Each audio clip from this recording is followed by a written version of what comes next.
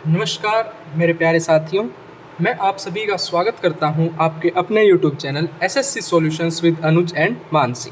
जैसा कि आप सभी देख रहे हैं, ये पुस्तक है रोजगार कोचिंग सेंटर की, जो अंकित बाटी सर हैं उन्होंने एक पुस्तक निकाली है। आरपीएफ कांस्टेबल और एसआई में जो भी प्रीवियस ईयर पेपर थे वो उन सारे क्वेश्चंस करवाए हैं। ठीक है, आज से हम डेली 25 क्वेश्चंस इस बुक के डिस्कस करेंगे। इनको मैं आपको ट्रिक के साथ याद करना बताऊंगा कि इसको ट्रिक के साथ कैसे याद रख सकते हैं। सबसे पहले हम करेंगे प्राचीन इतिहास से शुरुआत करेंगे। सबसे पहला क्वेश्चन है, बुद्ध को, जो गौतम बुद्ध थे, उनको निम्न में से किस स्थान पर ज्ञान की प्राप्ति हुई थी। जैसा कि आप सभी जानते हैं, उनको ज्ञान की प्राप्ति हुई थी बोध गया में। जो गौतम बुद्ध थे उनको ज्ञान की प्राप्ति कहाँ हुई थी? बोध गया में हुई थी। ठीक है, ये आप ध्यान रखिएगा। एक बार इसके बारे में इंपॉर्टेंट पढ़ लेते हैं। गौतम बुद्ध को ज्ञान की प्राप्ति बोध गया नामक स्थान पर हुई थी। बोध गया भारत के बिहार राज्य में स्थित है। यहाँ पे आपने 2 पॉइंट याद रखने हैं। सबसे पहला पॉइंट याद रखना है कि गौतम बुद्ध को ज्ञान की प्राप्ति कहाँ हुई थी बच्चों? ये हुई थी बोध गया में। दूसरा पॉइंट याद रखना है कि जो ये बोध गया है ये कहाँ पे है? भारत के बिहार राज्य में स्थित है। तीसरा पॉइंट है, बुद्ध को गौतम बुद्ध के नाम से भी जाना जाता है। इन्होंने बौद्ध धर्म की स्थापना की थी। देख लो, पूरी बुक जो है वो बहुत महत्वपूर्ण है। इस बुक को अच्छे से, इस वीडियो को अच्छे से देखिए, आपको याद हो जाएगा। सबसे पहला पॉइंट याद रखना है, गौतम बुद्ध का पूरा नाम क्या था? गौतम बुद्ध था। इनको बौद्ध धर्म की स्थापक भी कहा जाता है और इनको ज्ञान की प्राप्ति हुई थी बोध गया में, जो कि बिहार राज्य में स्थित है। बोध गया में ज्ञान प्राप्ति के बाद बुद्ध ने पहला उपदेश सारनाथ में दिया था। उनका जो पहला उपदेश था वो कहाँ पे दिया था? सारनाथ में दिया था। इस घटना को धर्म चक्र परिवर्तन के नाम से जाना जाता है। ये भी महत्वपूर्ण है, आपने याद रखना है कि इस घटना को धर्म चक्र परिवर्तन के नाम से जाना जाता है। गौतम बुद्ध का जन्म 1563 ईसा पूर्व में लुम्बिनी कपिलवस्तु नेपाल में हुआ था। ठीक है, और उनकी जो डेथ हुई थी वो कहाँ हुई थी? कुशीनगर हुई थी। देखो, आपने याद क्या रखना है, पूरी ट्रिक बता देता हूँ। याद रखना है कुलुम्बु। ठीक है, देखो, कु से क्या हो जाएगा? कुशीनगर। ठीक है, कु से क्या हो जाएगा? कुशीनगर। लू से हो जाएगा आपका लुम्बिनी। मृत्यु हुई थी कुशीनगर में। लुम्बिनी मतलब उनका बर्थ हुआ था कुलुम्बु। ठीक है, ये आपने याद रखना है। गौतम बुद्ध का जन्म कहाँ हुआ था? 1563 में लुम्बिनी कपिलवस्तु नेपाल में हुआ था। उनकी डेथ हुई थी 483 ईसा पूर्व कुशीनगर में हुई थी। उनको ज्ञान की प्राप्ति कहाँ हुई थी? बोध गया नामक स्थान पर हुई थी। और उन्होंने अपना पहला उपदेश कहाँ पर दिया था? वो दिया था आपका सारनाथ में। ठीक है, उसके बाद आ जाता है क्वेश्चन नंबर सेकंड क्वेश्चन कहता है, निम्न में से किसे शल्य चिकित्सा के जनक के रूप में जाना जाता है? तो शल्य चिकित्सा के जनक के रूप में जाना जाता है सुश्रुत को। किसको जाना जाता है बच्चों? सुश्रुत को जाना जाता है। उसके बाद पढ़ लेते हैं एक बार। शल्य चिकित्सा के जनक के रूप में सुश्रुत को जाना जाता है। सुश्रुत को सुश्रुत संहिता का प्रणेता माना जाता है। सुश्रुत के आचार्य धन्वंतरी थे। सुश्रुत ने शल्य चिकित्सा के साथ साथ आयुर्वेद के क्षेत्र में भी काम किया था। आपने बस इतना ही याद रखना है, इससे ज़्यादा आपने याद नहीं रखना है। उसके बाद आता है हमारा क्वेश्चन नंबर तीसरा प्रश्न कहता है बच्चों, बौद्ध धर्म में जो अभय मुद्रा है उसका क्या अर्थ है? जो बौद्ध धर्म है उसमें अभय मुद्रा का अर्थ क्या है? निर्भीकता है। बौद्ध धर्म में अभय मुद्रा का अर्थ निर्भीकता है। अभय मुद्रा सबसे प्राचीन मुद्राओं में से एक है। अभय मुद्रा सुरक्षा की भावना को प्रदर्शित करती है।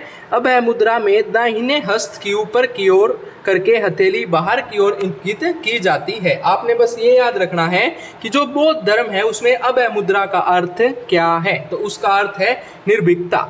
और बौद्ध धर्म की स्थापना किसने की थी? गौतम बुद्ध ने की थी। उनका जन्म मृत्यु सब हम अभी डिस्कस कर चुके हैं। उसके बाद आता है क्वेश्चन नंबर 4 जो कि आरआरबी एनटीपीसी में पूछा गया था। क्वेश्चन नंबर 4 कहता है बच्चों, जो विनय और सूत्रपिटक है इनमें से किसकी शिक्षाओं का संकलन है? विनय, देखो ये 3 पिटक होते हैं। त्रिपिटक जिसको बोला जाता है, अभिधामा पिटक, विनय पिटक और सुतय पिटक। पेपर में पूछ लिया जाता है कि त्रिपिटक क्या क्या है? तो विनय पिटक है, सुतय पिटक है और आपका अभिधामा पिटक होता है। इन तीनों को क्या कहा जाता है? इन तीनों को कहा जाता है त्रिपिटक कहा जाता है। ठीक है, ये आपने याद रखना है। क्वेश्चन पूछा गया है कि ये किसकी शिक्षाओं का संकलन है? तो ये हो जाएगा आपका गौतम बुद्ध की शिक्षाओं का संकलन है। ठीक है, इसके बारे में पढ़ लेते हैं। देखो, इसमें बताया गया है विनय और सुतय पिटक गौतम बुद्ध की शिक्षाओं का संकलन है। जो त्रिपिटक है उसमें एक अभिधामा पिटक भी आ जाएगा। त्रिपिटक बौद्ध धर्म का पवित्र ग्रंथ है। अगर आपसे पूछा जाए कि त्रिपिटक क्या है तो ये एक बौद्ध धर्म का पवित्र ग्रंथ है। दूसरी चीज, जो त्रिपिटक है उसकी भाषा क्या है? पाली भाषा है। गौतम बुद्ध के त्रिपिटक निम्नलिखित हैं: सुतय पिटक, विनय पिटक और अभिधामा पिटक। ठीक है, ये आपने याद रखने हैं। उसके बाद आता है क्वेश्चन नंबर 5। क्वेश्चन नंबर 5 कहता है बच्चों, स्तूप क्यों बनाए गए थे? जो स्तूप है वो क्यों बनाए गए थे? वो पवित्र स्मृति चिन्ह रखने के लिए बनाए गए थे। जो स्तूप हैं, स्तूप मतलब जो ये स्तूपा है, सांची स्तूपा, ये सब, तो ये स्तूप जो है ये क्यों बनाए गए थे? जो पवित्र स्मृति चिन्ह है उनको रखने के लिए बनाए गए थे। उसके बाद देख लेते हैं, स्तूप शब्द जो है वो पाली और संस्कृत भाषा से लिया गया है। स्तूप शब्द पाली और संस्कृत भाषा से लिया गया है। इसका अर्थ होता है टीला या ढेर होता है। ठीक है, या तो कोई टीला या ढेर होता है। स्तूप किसी व्यक्ति की चिता, समाधि तथा उसके अवशेषों पर निर्मित एक स्मृति स्वरूप अद्र आकार का टीला या ढेर होता है। स्तूप विशेष रूप से बौद्ध काल में प्रसिद्ध हुए थे। स्तूप का सर्वप्रथम उल्लेख ऋग्वेदा में मिलता है। जो स्तूप है उसका सर्वप्रथम उल्लेख कहाँ मिलता है? ऋग्वेदा में मिलता है। ठीक है, उसके बाद आता है क्वेश्चन नंबर 6। क्वेश्चन नंबर 6 कहता है, बौद्ध प्रतीक धर्मचक्र किसे दर्शाता है? जो बौद्ध प्रतीक धर्मचक्र है वो किसे दर्शाता है? वो प्रथम उपदेश को दर्शाता है। क्या दर्शाता है? धर्मचक्र। धर्मचक्र जो है वो प्रथम उपदेश को दर्शाता है। ठीक है, गौतम बुद्ध ने ज्ञान प्राप्ति के बाद, ज्ञान की प्राप्ति कहाँ हुई थी उनको? सारनाथ में हुई थी? नहीं, ज्ञान की प्राप्ति कहाँ हुई थी? बोध गया में हुई थी। ज्ञान प्राप्ति के बाद पहला उपदेश अपना जो है सारनाथ में दिया था। इस घटना को धर्मचक्र परिवर्तन के नाम से जाना जाता है। गौतम बुद्ध ने अंतिम उपदेश कुशीनगर में दिया था। पहला उपदेश दिया था बच्चों सारनाथ में, अंतिम उपदेश दिया था कुशीनगर में। ठीक है, गौतम बुद्ध के जन्म की घटना का प्रतीक, उनका जो जन्म है उसकी जो घटना है उसका प्रतीक है कमल और सांड। और गौतम बुद्ध की मृत्यु जो महापरिनिर्वाण है उसका प्रतीक स्तूप है। स्तूप क्या होता है? अभी हमने पढ़ा था, एक टीला या ढेर होता है। ठीक है, उसके बाद आता है क्वेश्चन नंबर 7। क्वेश्चन नंबर 7 कहता है, पद्मपाणि बोधिसत्व के चित्र कहाँ पाए गए हैं? जो पद्मपाणि बोधिसत्व हैं उसके चित्र अजंता केव्स में पाए गए हैं। जो अजंता की गुफाएं हैं उनमें पाए गए हैं। ठीक है, पद्मपाणि बोधिसत्व के चित्र अजंता की गुफाओं में पाए गए हैं। पद्मपाणि बोधिसत्व के चित्र अजंता की गुफा संख्या 1 में चित्रित हैं। अजंता की गुफाएं कहाँ हैं बच्चों? सभी को पता है, जो अजंता की गुफाएं हैं वो औरंगाबाद महाराष्ट्र में स्थित हैं। उसके बाद आता है हमारा क्वेश्चन नंबर 8। क्वेश्चन नंबर 8 कहता है, राष्ट्रकूट वंश का शासी प्रतीक क्या था? जो राष्ट्रकूट वंश है उसका शासी प्रतीक था गोल्डन ईगल। ठीक है, इसके बारे में पढ़ लेते हैं एक बार। राष्ट्रकूट वंश का शासी प्रतीक गोल्डन ईगल था। जो राष्ट्रकूट वंश हैं उनके संस्थापक कौन थे? दंतिदुर्ग प्रथम थे। देखो, राक्षस के दांत बड़े होते हैं तो राक्षस से हो जाएगा राष्ट्रकूट और दांत से हो जाएगा दांतिदुर्ग प्रथम। राष्ट्रकूट वंश की स्थापना मान्यखेत थी। एलोरा के गुफा मंदिर का निर्माण राष्ट्रकूट वंश के शासनकाल में हुआ था। जो एलोरा के मंदिर हैं, जो गुफाएं हैं, उनका निर्माण कहाँ हुआ था? राष्ट्रकूट वंश के शासनकाल में हुआ था। ठीक है, उसके बाद आता है क्वेश्चन नंबर 9। क्वेश्चन नंबर 9 कहता है, शिलालेखों के अध्ययन को क्या कहा जाता है? जो शिलालेख हैं उनके अध्ययन को क्या कहा जाता है? एपिग्राफी कहा जाता है। क्या कहा जाता है बच्चों? एपिग्राफी कहा जाता है। किसको कहा जाता है? जो शिलालेख के अध्ययन है। शिलालेख के अध्ययन को एपिग्राफी कहा जाता है। शिलालेख को पुरालेख भी कहा जाता है। शिलालेख प्राचीन समय में घटित घटनाओं तथा उनसे संबंधित व्यक्तियों के बारे में जानकारी हासिल करने के प्रमुख स्रोतों में से एक है। ठीक है, उसके बाद आता है question number 11। Question number 11, question number 10। Question number 10 क्या कहता है? क्वेश्चन नंबर 10 कहता है, निम्नलिखित में से कौन सा मानव गतिविधियों एवं सभ्यता के प्राक ऐतिहासिक काल की सही कालानुमाक है? ठीक है, ये सभी को पता है। सबसे पहले क्या आया था? पुराशापान काल, फिर मध्यपाषाण काल, फिर नवपाषाण काल। आपने बस ये 3 ही चीज़ें याद रखनी हैं। सबसे पहले पुराण, फिर मध्य, फिर नवपाषाण काल। ठीक है, उसके बाद आता है क्वेश्चन नंबर 11। क्वेश्चन नंबर 11 कहता है, हड़प्पा सभ्यता की जो मोहरें हैं निम्नलिखित में से कौन सा पशु अक्सर देखा जाता है। जो हड़प्पा सभ्यता है, जो हड़प्पा सिविलाइजेशन है, उसकी मोहरों पर निम्नलिखित कौन सा पशु देखा जाता है, तो वो देखा जाता है आपका बैल देखा जाता है। ठीक है, देख लेते हैं इसके बारे में भी। हड़प्पा सभ्यता की मोहरों पर बैल पशु अक्सर देखा जाता है। हड़प्पा सभ्यता की मोहरों पर बैल के अतिरिक्त बाघ, गैंडा, हाथी, बकरी, हिरण तथा भेड़ आदि पशुओं के चित्र भी देखे जाते थे। हड़प्पा सभ्यता की मोहरों का आकार त्रिभुजाकार, आयताकार, वृत्ताकार और वर्गाकार था। अगर मैं बात करूं हड़प्पा सिविलाइजेशन की, तो इसकी स्थापना हुई थी बच्चों 1921 में हुई थी। किसने की थी? दयाराम साहनी ने की थी। किसने की थी? दयाराम साहनी। और हड़प्पा जो है वो किस नदी के किनारे स्थित है? तो सभी को पता है, रावी नदी के किनारे स्थित है। किसके किनारे? रावी नदी। इसको याद करने की ट्रिक भी बताई थी। HR मतलब हरियाणा और HR से हो जाएगा हड़प्पा और रावी रिवर। ठीक है बच्चों, उसके बाद आता है क्वेश्चन नंबर 12। क्वेश्चन नंबर 12 कहता है भारतीय नेपोलियन निम्नलिखित में से किसको कहा जाता है। जो भारतीय नेपोलियन है उसमें से किसको कहा जाता है बच्चों? समुद्रगुप्त को भारतीय नेपोलियन भी कहा जाता है। समुद्रगुप्त को भारत के नेपोलियन या भारतीय नेपोलियन के नाम से भी जाना जाता है। ठीक है, समुद्रगुप्त जो हैं वो भारत में सबसे महान शासकों में से एक थे। समुद्रगुप्त चंद्रगुप्त प्रथम के उत्तराधिकारी थे। समुद्रगुप्त के शासनकाल को, जो समुद्रगुप्त थे उनका शासनकाल जो था उसको सांस्कृतिक तथा राजनीतिक दृष्टि से गुप्त वंश के साम्राज्य का उत्कर्ष काल माना जाता है। समुद्रगुप्त के साम्राज्य की राजधानी पाटलिपुत्र थी। समुद्रगुप्त ने अपने साम्राज्य विस्तार के लिए दोहरी नीति अपनाई थी। समुद्रगुप्त को भारत के नेपोलियन की संज्ञा प्रसिद्ध इतिहासकार विंसेंट आर्थर स्मिथ द्वारा दी गई थी। किसके द्वारा दी गई थी? प्रसिद्ध जो इतिहासकार थे विंसेंट आर्थर स्मिथ, उनके द्वारा दी गई थी। उसके बाद है पल्लव वंश। पल्लव वंश के संस्थापक कौन थे? तो सभी को पता है जो पल्लव वंश है, राजवंश है, उनके संस्थापक थे सिंह विष्णु था। जो पल्लव राजवंश है आपका दक्षिण भारत का एक प्रसिद्ध राजवंश था। ठीक है, पल्लव राजवंश की राजधानी कांचीपुरम थी। नंदीवर्मन तथा महेंद्रवन पल्लव राजवंश के प्रमुख शासन थे और सिंह विष्णु को अवनी सिंह के नाम से भी जाना जाता था। ये आपका बहुत ही महत्वपूर्ण था पल्लव राजवंश, इसके बारे में आपने याद रखना है। उसके बाद आता है क्वेश्चन नंबर 14। क्वेश्चन नंबर 14 कहता है निम्नलिखित धर्मों में से किस धर्म से दिलवाड़ा मंदिर संबंधित है। अगर मैं बात करूं दिलवाड़ा टेम्पल की, तो ये आपका जैन धर्म से संबंधित है। दिलवाड़ा टेम्पल किससे संबंधित है बच्चों? जैन धर्म से संबंधित है। दिलवाड़ा मंदिर जैन धर्म से संबंधित है। दिलवाड़ा मंदिर राजस्थान राज्य के सिरोही जनपद के माउंट आबू पर स्थित है। दिलवाड़ा मंदिर 5 मंदिरों का एक समूह है और दिलवाड़ा मंदिर का निर्माण 11वीं से 13वीं शताब्दी के मध्य हुआ था और इसका निर्माण करवाया था चालुक्य राजवंश के शासनकाल में हुआ था। कब हुआ था? चालुक्य राजवंश के शासनकाल में हुआ था। देखो CDM याद रख लो, C से हो जाएगा चालुक्य वंश राजवंश के शासन में, D से दिलवाड़ा मंदिर, और कहाँ पे स्थित है? माउंट आबू में स्थित है। ठीक है, उसके बाद आता है क्वेश्चन नंबर 15। क्वेश्चन नंबर 15 कहता है निम्नलिखित में से कौन बुद्ध के सिद्धांतों से संबंधित है। जो बुद्ध के जो सिद्धांत है उनसे कौन सा संबंधित है?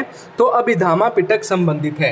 देखो बच्चों, अभी बताया था टोटल 3 पिटक होते हैं जिनको त्रिपिटक कहा जाता है, विनय पिटक, सुतय पिटक, अभिधामा पिटक। यहाँ बात की गई है बुद्ध के सिद्धांत, जो कि अभिधामा, धर्म मतलब बुद्ध, बुद्ध के सिद्धांत मतलब धर्म में, अभिधामा पिटक में संबंधित हैं। एक बार इसके बारे में पढ़ लेते हैं। बुद्ध के सिद्धांतों से संबंधित है।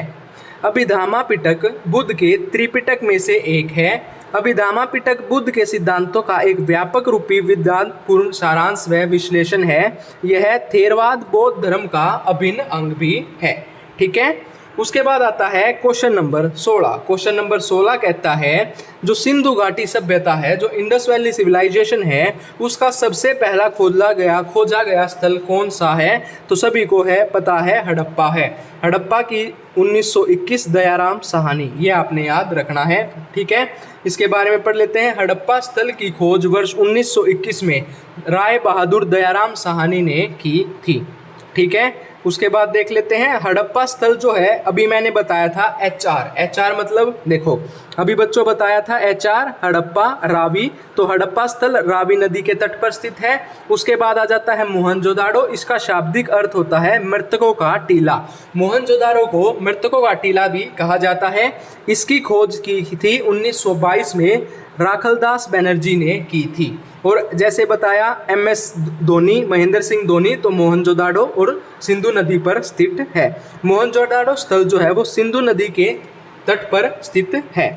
उसके बाद आ जाता है बच्चों लोथल। अगर मैं लोथल की बात करूं तो लोथल स्थल की खोज 1954 में डॉक्टर SR राव ने की थी। ठीक है, लोथल सिंधु घाटी सभ्यता का महत्वपूर्ण बंदरगाह है और ये जो है वो बागवा नदी के किनारे स्थित है। तो लोथल मतलब LLB से हो जाएगा बच्चों लोथल और B से हो जाएगा आपका बोगवा नदी के किनारे स्थित है।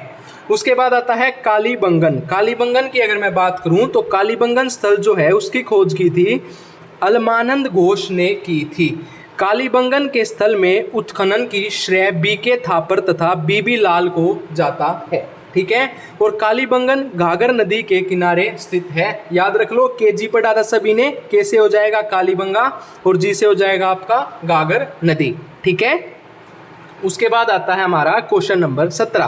क्वेश्चन नंबर 17 कहता है प्रसिद्ध उत्तरामेर शिलालेख किस राजवंश से संबंधित है? तो ये आपका चोल राजवंश से संबंधित है। प्रसिद्ध उत्तरामेर शिलालेख चोल राजवंश से संबंधित है। चोल राजवंश दक्षिण भारत का एक प्रमुख राजवंश था। इस अभिलेख के माध्यम से चोल कालीन ग्राम्य प्रशासन तथा कर व्यवस्था की जानकारी प्राप्त होती है। उसके बाद बच्चों फिर से आ जाता है एक बार सिंधु घाटी सभ्यता, इसके बारे में अभी अच्छे से डिटेल में बताया है। अब देख लेते हैं क्या प्रश्न पूछा गया था। तो सिंधु घाटी सभ्यता के इनमें से किस स्थल पर जलाशयों के साक्ष्य मिले हैं? तो अगर मैं जलाशयों की बात करूं तो धोलावीरा। ठीक है, धोलावीरा। सिंधु सभ्यता के धोलावीरा स्थल से जलाशयों के साक्ष्य मिले हैं। धोलावीरा स्थल गुजरात राज्य में स्थित है। जो धोलावीरा स्थल है वो कहाँ पे स्थित है बच्चों? गुजरात राज्य में स्थित है। उसके बाद अगर मैं बात करूं धोलावीरा स्थल की खोज 1967 से 1968 में JP जोशी ने की थी। कालीबंगा हमने पढ़ा था। इस स्थल से जुते हुए खेत के साक्ष्य मिले हैं। यह स्थल राजस्थान राज्य में स्थित है। उसके बाद आता है आपका कोटदीजी। कोटदीजी का मतलब क्या है? इस स्थल से कांसे की चपटे फलक वाली कुल्हाड़ी के साक्ष्य मिले हैं। यह स्थल पाकिस्तान देश में सिंध में स्थित है और लोथल हमने पढ़ लिया था। उसके बाद आता है क्वेश्चन नंबर 19। क्वेश्चन नंबर 19 कहता है मोहनजोदाड़ो नाम का अर्थ किस भाषा में मुर्दों का टीला है? तो अगर मैं बात करूं सिंधी भाषा की, देखो सबसे पहले आता है मोहनजोदाड़ो, उसका अर्थ क्या है? सिंधी भाषा में मुर्दों का टीला है। ठीक है, मोहनजोदाड़ो को सिंधु घाटी सभ्यता का सबसे बड़ा स्थल माना जाता है। वर्तमान में मोहनजोदाड़ो की स्थिति पाकिस्तान के सिंध राज्य में है। मोहनजोदाड़ो से विशाल स्थानानगर के अवशेष मिले हैं। मोहनजोदाड़ो सिंधु नदी के तट पर स्थित है। उसके बाद आता है हमारा क्वेश्चन नंबर 20। क्वेश्चन नंबर 20 कहता है बच्चों प्राचीन काल में अवध को किस नाम से जाना जाता था? तो प्राचीन काल है, अवध को कौशल या कौशल के नाम से जाना जाता था। प्राचीन काल में अवध को कौशल या कौशल नाम से जाना जाता था। प्राचीन भारत में 6ठी शताब्दी में 16 महाजनपदों का उदय हुआ था। उसके बाद अगर मैं बात करूं कौशल या कौशल की, इनकी 16 महाजनपदों में से एक था और महाजनपद की राजधानी श्रावस्ती थी।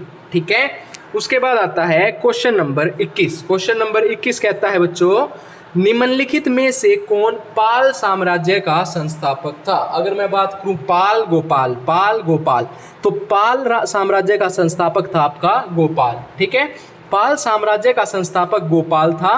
पाल साम्राज्य का संस्थापक गोपाल एक कुशल प्रशासक था। पाल साम्राज्य का उदय 8वीं शताब्दी में हुआ था। पाल साम्राज्य के शासक बौद्ध धर्म का पालन करते थे और जो पाल साम्राज्य है उसके शासक धर्मपाल के विक्रमशिला विश्वविद्यालय की स्थापना भी की थी। अगर आपसे पूछ ले विक्रमशिला यूनिवर्सिटी की स्थापना जो है वो किस काल में हुई थी, तो पाल साम्राज्य के शासक जो थे धर्मपाल, उन्होंने की थी। ठीक है, उसके बाद आता है क्वेश्चन नंबर 22। क्वेश्चन नंबर 22 कहता है निम्नलिखित वेदों में से किसे ब्रह्म वेद के नाम से भी जाना जाता है। अगर मैं बात करूं निम्नलिखित वेदों में से किसे ब्रह्म वेद के नाम से जाना जाता है तो वो आपका अर्थवर्ग वेद को जाना जाता है। अर्थवर्ग वेद को ब्रह्मदेव के नाम से भी जाना जाता है। वेद प्राचीन भारत के जो है वो धर्म ग्रंथ थे। इनकी संख्याएं 4 हैं, ऋग्वेद, यजुर्वेद, सामवेद और अर्थवेद। ठीक है, चारों वेदों में अर्थवेद सबसे नवीन वेद है। अगर मैं बात करूं ऋग्वेद की तो यह सबसे प्राचीन वेद है। इस वेद में 10 मंडल, 1028 सूत्र तथा लगभग 10,462 मंत्र हैं। अगर हम बात करें बच्चों यजुर्वेद की तो यजुर्वेद के 2 भाग हैं, शुक्ल यजुर्वेद तथा कृष्ण यजुर्वेद। यज्ञ संबंधी विधि विधान यजुर्वेद से संबंधित हैं। अगर हम बात करें सामवेद की तो यह 4 वेदों में आकार की दृष्टि से सबसे छोटा है। इस वेद का संबंध संगीत से है। ठीक है, उसके बाद आता है क्वेश्चन नंबर 23। क्वेश्चन नंबर 23 कहता है बच्चों जो रत्नावली है, जो प्रियदर्शिका है और जो नागानंद है उसके रचयिता कौन थे। उसके रचयिता आपके हर्ष थे। 3 बता दी, रत्नावली, प्रियदर्शिका, नागानंद के रचयिता हर्ष थे। हर्ष जो है वो बाना भट्ट दरबार के कवि थे। ठीक है, उसके बाद देख लेते हैं हर्ष उत्तर भारत का एक महान शासक था।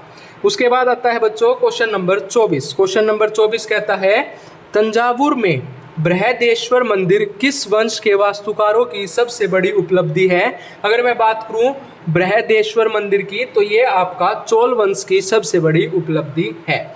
तंजावुर के बृहदेश्वर मंदिर चोल वंश के वास्तुकारों की सबसे बड़ी उपलब्धि है। अगर मैं बात करूं बृहदेश्वर मंदिर का निर्माण जो है वो चोल वंश के शासक राजाराज चोल ने करवाया था। ठीक है, उसके बाद है हमारा आज का लास्ट क्वेश्चन। टोटल 25 क्वेश्चन करेंगे डेली। इस वीडियो को 1 से 2 बार देखो, आपको 25 क्वेश्चन याद हो जाएंगे। बहुत ही महत्वपूर्ण, आप कोई भी एग्जाम दोगे उस एग्जाम में बहुत ही काम आएंगे। क्वेश्चन नंबर 25 कहता है जैन धर्म के अंतिम तीर्थकार कौन थे। अगर मैं बात करूं महावीर स्वामी की तो वो जैन धर्म के अंतिम तीर्थकार थे। ठीक है, स्वामी जी अंतिम तीर्थकार, ऐसे याद रख लो, महावीर स्वामी जी अंतिम तीर्थकार। अगर मैं बात करूं ऋषभदेव की तो जैन धर्म के प्रथम तीर्थकार। देखो प्रथम कौन है, अपने देश में सबसे प्रथम कौन है, ऋषि मुनि होते हैं, तो प्रथम तीर्थकार हो जाएंगे आपके ऋषभदेव। प्रथम कौन होते हैं, ऋषि मुनि होते हैं, तो आप याद रख लो प्रथम तीर्थकार ऋषभदेव हो जाएंगे। ठीक है, अगर आपसे बात की जाए जैन धर्म के 14वें तीर्थकार तो अनंतनाथ, 14 पे अनंत हो जाता है तो अनंतनाथ, और 23वें तीर्थकार हो जाएंगे पार्श्वनाथ। ठीक है, इससे आगे के क्वेश्चन हम कल डिस्कस करेंगे। अगर आपको ये वीडियो अच्छी लगी हो तो वीडियो को ज़्यादा से ज़्यादा शेयर कीजिए, वीडियो को लाइक कीजिए और हमारे YouTube channel SSC solutions with Anuj and Mansi को सब्सक्राइब कीजिए। धन्यवाद।